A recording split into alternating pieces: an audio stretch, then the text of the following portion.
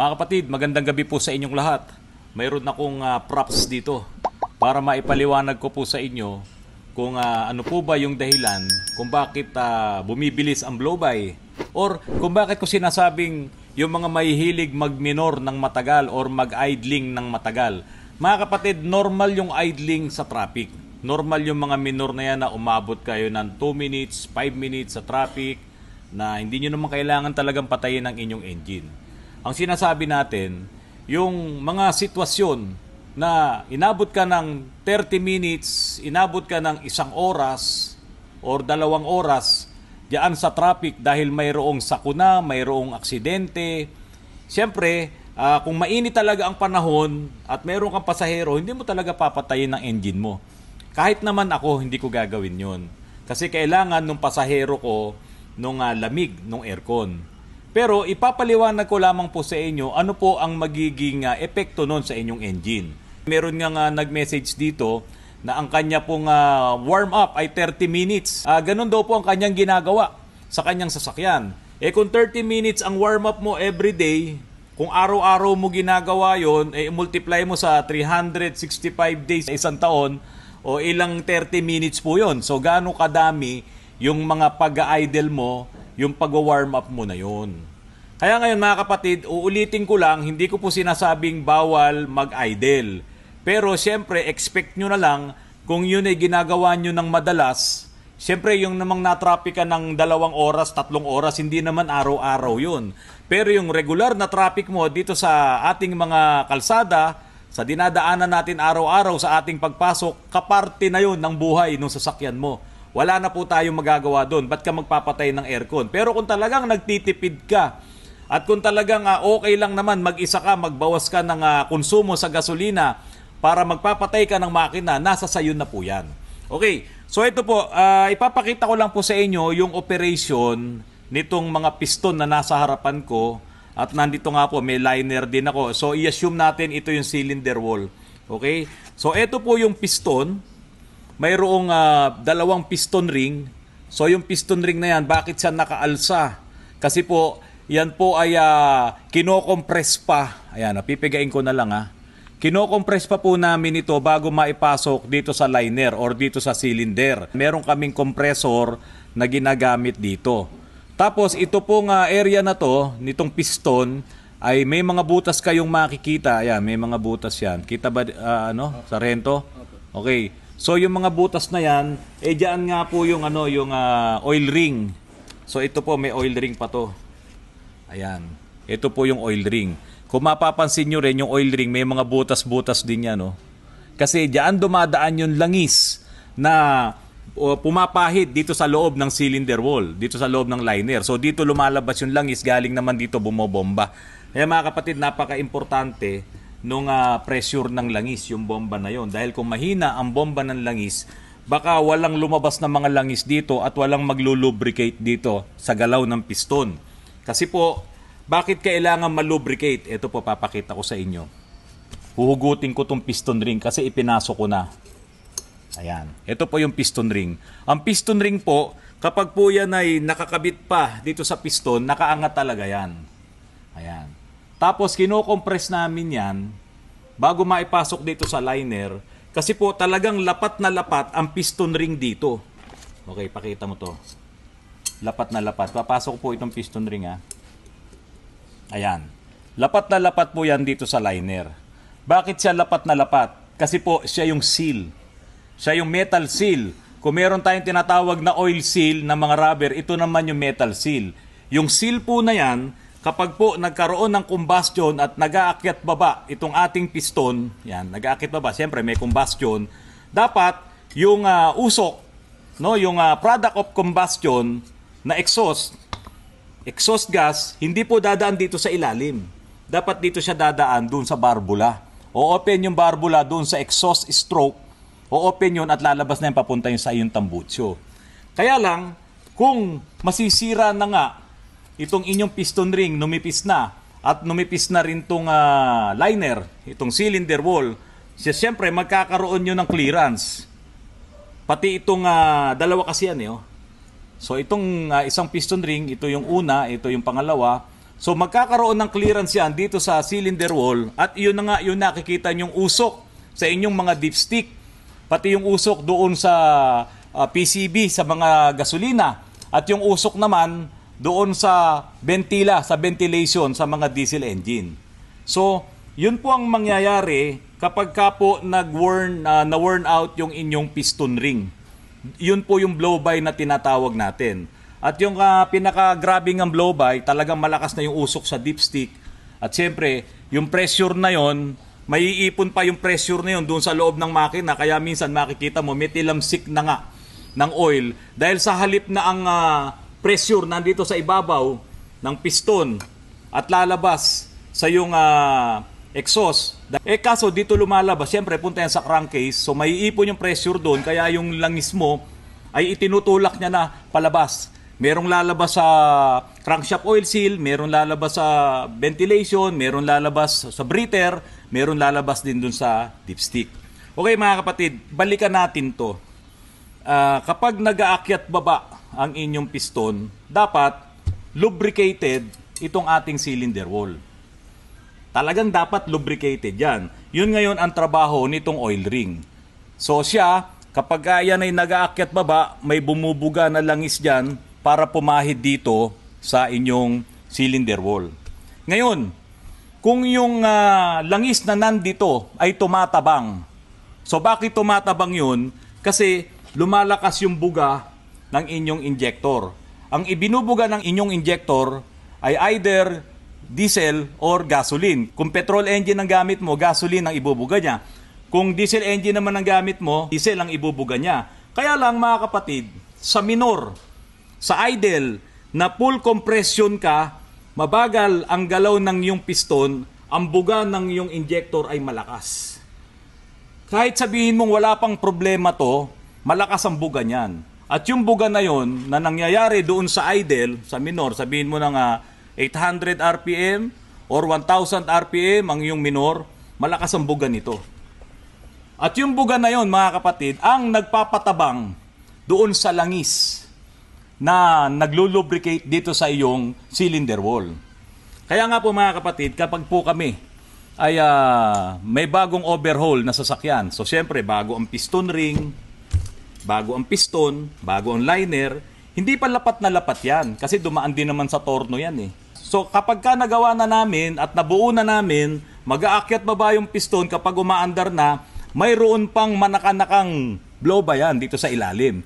At yung blow-by na yon ay dahilan nga po dahil hindi pa lapat na lapat yung aming seal, yung piston ring dito sa liner. Kaya ano ang gagawin namin? Kung isang araw or dalawang araw na naka-idle lang yan, umaandar ang makina dito para lumapat. Okay, gumaganyan kasi yan. Para lumapat, para sumakto na siya. Wala na yung blow-by dito sa ilalim, kaya nga minsan pag nag-overhaul kami, yun yung pinaka-excited kami. Kapag ka doon sa unang andar pa lang at walang blow-by, naku, napakaganda ng mga piyesang naikabit namin at napakagaling ng machine shop na naghuning, nagtorno, na nagpakinis ng aming liner. Pero may pagkakataon talaga na hindi naman talagang sumasakto ng todo, kaya mayroon pa ring manakanakang usok na puti sa tambucho o kaya naman dito sa dipstick. Yun nga po yung epekto nung hindi palapat yung ating piston ring dito sa liner. Ngayon mga kapatid, halimbawa lapat na. Ikaw ba, papayag ka po ba na okay naman ang sasakyan mo, pero tinutulugan mo ng 2 oras, 3 oras, naka-idle ka? Sa idle, sabi nga natin mga kapatid, malakas ang buga ng iyong injector. Ngayon, paano kung sira na rin yung injector mo at may naririnig ka ng fuel knock? Yung fuel knock po na yon mga kapatid, ang ibig sabihin nun, malakas ang buga ng iyong injector, hindi na siya mist. Pwedeng parang fountain na yung buga niya, solid na. Kaya ngayon, minsan pumapalya ka, hindi dahil sa kulang yung buga ng iyong injector. Kasi sobra-sobra, hindi siya ma-burn ng tama. Kaya ngayon, nagkakaroon ng fuel knock.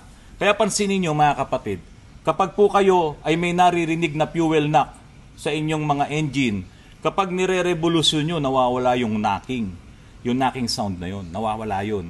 Kasi bakit po? Bumibilis na yung trabaho ng mga piston mo at kapag ka mabilis ang akyat baba nitong piston na to, yung RPM, kaunti na lamang din yung ibinubuga nito.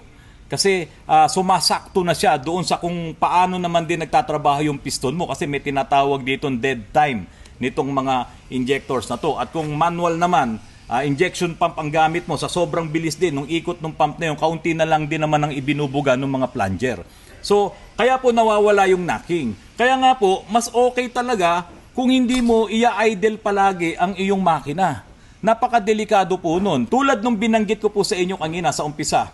Sabi ko po, kung talagang merong aksidente, merong isang sitwasyon na talagang nandoon ka 2 oras, 3 oras, 4 na oras, hindi mo kailangan patayin ang makina mo kung talaga namang napakainit ng panahon, may baby, meron kang matanda, may elder, may senior, bakit mo papatayin? Ang isipin mo na lang ngayon doon, yung mauubusan ka ng fuel, so syempre tatakbo ka sa bilihan ng fuel, ng gasolina, at pagkatapos nun, yung effect na magagawa nun sa sasakyan mo. So hindi ko naman po sinasabing patayin mo ang engine mo. So ngayon, marirealize mo lang na kapag ka po mayroon ng blow-by ang engine mo, baka dahil doon. Pero syempre, hindi naman ganun kabilis yun. Kaya nga po ang sinasabi natin, kung gagawin mong bisyo, na tulad yung nag-message nga po, 30 minutes a day or 30 minutes every warm-up, ganun ang ginagawa niya, after 1 year, ilang 30 minutes yun o i-multiply mo. Pero kung ginagawa mong pahingahan, naghihintay ka tulad ng mga namamasada ng taxi o siyempre habang walang pasahero, natutulog, hindi ko po sinasabing huwag kayong mag-idle or patayin nyo yung makina nyo kapag nasa traffic. Hindi po. Parte na po ng buhay ng makina nyo yan, ng trabaho ng makina nyo, ng serbisyo sa atin ng mga makina natin. Wala tayong magagawa sa ganong sitwasyon. Kasi nung dinisign yung mga makina na to, nung nabuo, dinisign at naimbento ang sasakyan, hindi pa ganon katindi ang traffic. Kaya lang, dumating ang traffic, sumikip ang mga kalye, dumami ang mga sasakyan, hindi naman po nakadesign talaga yung traffic na yan na maiwasan mo.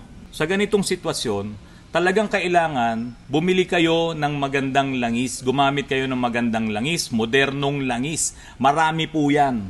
Maraming mga imported na langis at talagang nakadesign na dito sa mga problema natin ngayon, sa low speed pre-ignition at dito sa mga traffic na ito. Nasa sobrang haba ng idle, yung oil na re-retain dito sa iyong cylinder wall nawawas out ng fuel. So ano yung mga langis na yan? Marami po dyan. Kanya-kanya nga na po kami ng endorsement.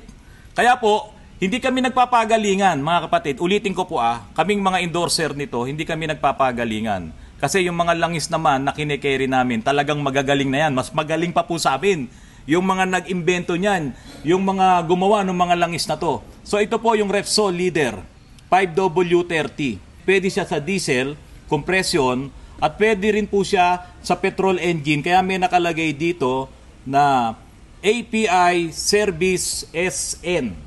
So yung pinakadulo na yung N, SN, Spark N. Ngayon, meron pang mga mas bagong langis dito. Mula sa SN hanggang SP, yan po ang gamitin yung mga langis, mga kapatid, para yung langis na nare-retain dito sa inyong cylinder wall, sa inyong liner, ay hindi kayang iwas out basta-basta nung fuel na to na lumalabas dito. So, ganun ka-importante yung magandang langis. So, kung meron kayong makita na ini-endorse nung mga vlogger dyan, kasama na rin ako doon, at nakita nyo na ito SN, SP, modelong langis, imported na langis, maganda talaga yung pagkakagawa, at talagang hindi mo matatawaran yung brand nung mga langis na yan, yan po ang the best. Para po makaiwas ka dito sa mga problema na to, na nawawash out yung oil mo. Kaya po mga kapatid, itong mga langis na bago, back compatible po yan backward compatible dito sa mga engine natin. Hindi po ibig sabihin na kapag ka po may ginamit kayong langis na bago, hindi po pwede sa mga lumang sasakyan. Manapa, yung lumang langis ang hindi pwede sa mga bagong sasakyan. Kaya po, yung low speed pre-ignition, yung nasisira, yung kanilang mga cylinder wall, saka yung mga piston, nababasag talaga kasi yung pong mga injector nakaganon alam nyo naman sa petrol po ito, sa gasoline engine, yung buga po ng fuel niyan, paganon talaga. Hindi katulad sa diesel, kaya po itong sa diesel naman nakaganyan kasi ang buga naman ng sa diesel pakalat. Sa petrol, paganon, pa diretso. Kung meron man siyang pabuka ng konti, hindi katulad doon sa diesel injector, katulad nitong hawak ko, diesel injector. So ngayon, direction siyang pumupunta doon sa cylinder wall. Kaya nga po, yung may mga GDI engines na nakaganito, yung kanilang injectors, yun ang talagang bumibigay yung makina. Kaya ang langis, o yan, ang nag-save po dito sa mga engine na to ay yung langis na GF6, yung ILSAC GF6A at GF6B. Nagkakaiba na lang po yung A and B na yan doon sa kanilang viscosity. Mga kapatid, ganun ka-importante yung magandang langis. Ngayon, naisingit ko na kasi hindi ko po ito naisingit dito sa nakaraan kong vlog. Kahit na anong langis yan, pero syempre dito ako sa sariling akin, Repsol. Ngayon, merong mga langis dyan, hindi ko sinasabing hindi maganda yan, depende po sa brand. Dapat API, no? American Petroleum Institute, dapat meron siyang donut, may nakalagay siyang API. Kung hindi, hindi ko rin alam kung paano sila magiging magandang langis kung hindi ka dumaan sa pag-aaral nitong API. Ngayon, paano mo yan kahit paano mapapantayan, makatabla? Di ba? Sabi natin, makatabla lang. Bumili kayo ng magandang langis. Kasi iba na po ang mga langis ngayon. Talaga naman pong nagbabago, tumataas po yung quality ng mga langis. So, yun po ang hanapin nyo. Yung magandang langis, so ako, ire-recommenda ko na itong Repsol Leader. Meron po tayong 5W30, merong 10W30, 10W40, at maglalabasan pa yung mga magagandang langis na produkto po ng Repsol. Sa ibang brand, wala po akong sinasabing hindi maganda. Ang sinasabi ko po, bumili kayo ng mga modelong langis. Lahat po yan ay compatible sa ating mga sasakyan. Kapag po blow-by na, wala na tayong magagawa. Kapag numipis na itong cylinder wall mo at nagkaroon na ng clearance dito sa yung piston ring, hindi na po natin yun maibabalik pa. Kailangan na doon ng overhaul. Tignan nyo po yung video na to bilang dulo po nitong aking vlog. Yung breather, yan yun, ito. Yan ito. Oo. Kira pa yung sir yung PCB valve ko na ano. Oh, yan na po yun. Pagka nagbara yung PCB valve, dito rin talaga. Wala kang makikita dito. Kasi doon nakakabit yan, ayun. Tingnan nyo mga kapatid. Kuya, anong pangalan mo? Mel po. Kuya Mel. Sayang kasama mo. Yan. Saan pa po kayo galing? Pasig sir. Pasig. O yan, pumunta sila sir dito. Ilan na raw yun na pagtanungan. Eh, hindi naman ma-explain kung bakit ganyan, ano? So ito po, nakikita nyo yung blow-by na yan. Eh talagang malakas na yung usok. Galing ng engine. So yung piston ring yan, sigurado medyo may problema na. Kaya yung kausok doon sa ibabaw, doon sa combustion, pumupunta sa ilalim. So aangat ngayon dito sa dipstick, sa daanan ng dipstick, saka doon sa bentila, sa kanyang PCB, no? Hindi naman masasabing PCB pagka kasi diesel eh. Bentila yan, walang positive crankcase ventilation ng diesel. Ngayon tingnan nyo mga kapatid pag naka-minor lang yan. Kaya nga yung vlog ko sa inyo huwag kayong masyadong ma-minor. Kasi pag naka-minor, to yun lang is tumatabang, bumubuga ngayon yung diesel. So pag akyat baba ng piston ring, para kayong nagbe-break in. Pag yung nag-overhaul kami, minsan 2 araw naka-andar lang dito, di ba? Kasi pinalalapat namin. Eh kung palagi kayong naka-minor, o kaya pinagpapahingahan nyo yung inyong mga sasakyan, ayan ang epekto. Pero pag nirevolusyon ni Rudy, mawawala yung usok na yan eh. O sige, tingnan mo, Parento.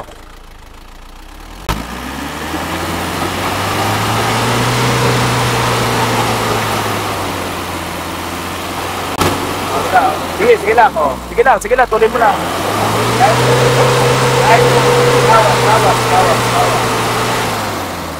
Oh, yan, mga 1,000 RPM o mga 1,500.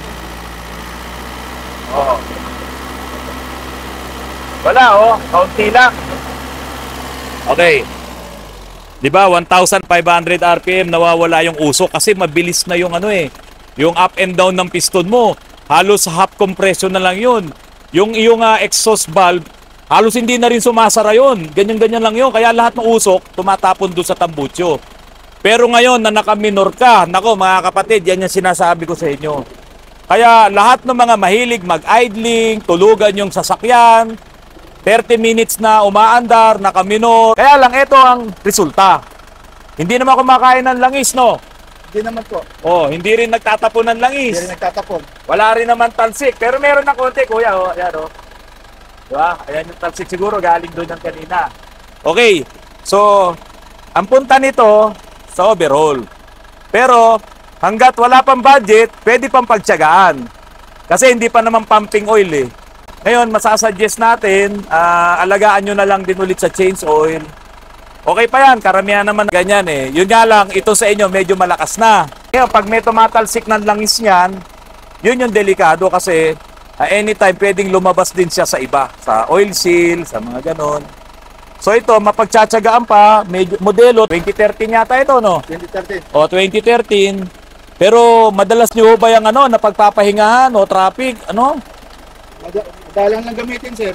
madalang gamitin. Pero kapag ginamit naman, Yan lang, maganda naman yung performance niya. Yan lang ang sir, problema. oo. Yung usok lang sa Ito dipiti. po ba umpisa pa lang sa inyo na, kayo na po bumili nito? Hindi po, ano pa lang sa akin yan, mga 6 months pa lang, sir. Okay. So, kung ito 2013, ano na rin to, 11 years, so 6 months, so yung 10 years ito, hindi kayo gumamit.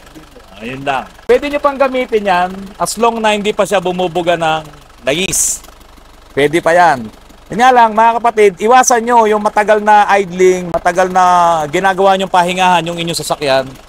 Ayan, ganyan po ang mangyayari. Mga kapatid, sana po nakatulong po akong muli sa inyo at kanina po bisita ko si Ate Mitch Botor ng Citizens Crime Watch. Ito po ang kaisa-isang NGO, non-governmental organizations na kapartner po ng HPG, Highway Patrol Group, na makasama nila sa kanilang mga ginagawang pagseserbisyo sa bayan.